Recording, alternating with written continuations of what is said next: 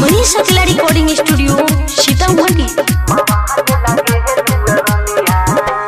कारी कारी अखिया कमाल बा, हिरनी के जैसन चाल बा। ए कारी कारी अखिया कमाल बा, हिरनी के जैसन चाल बा। तू तो मारेलू मुसकी चवनिया, जब ओढ़ेलू जर ओढ़निया तो बाबा हले लागेलू रनिया। जब ओढ़ेलू जर ओढ़निया तो बाबा हले लागेलू रनिया।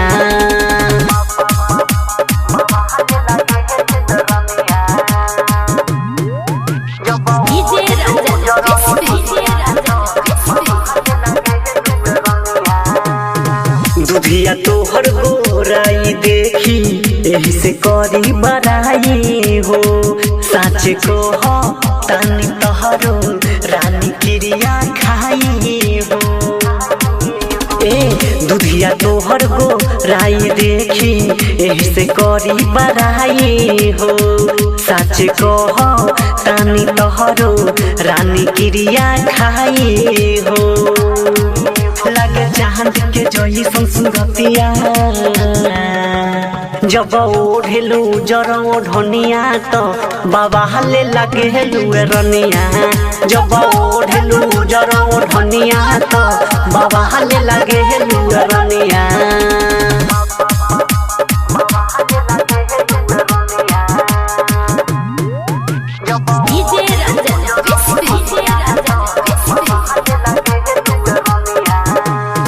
कवना माटी से काट के तोहके रचले बाटे विधाता हो।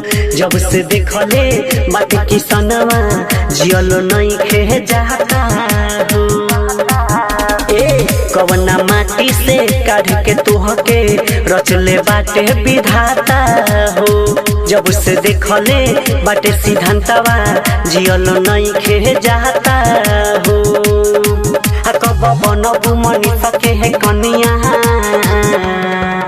जब ओढ़ेलू जर ओढ़निया तो बाबा हले लागेलू रनिया। जब ओढ़ेलू जर ओढ़निया तो बाबा हले लागेलू रनिया।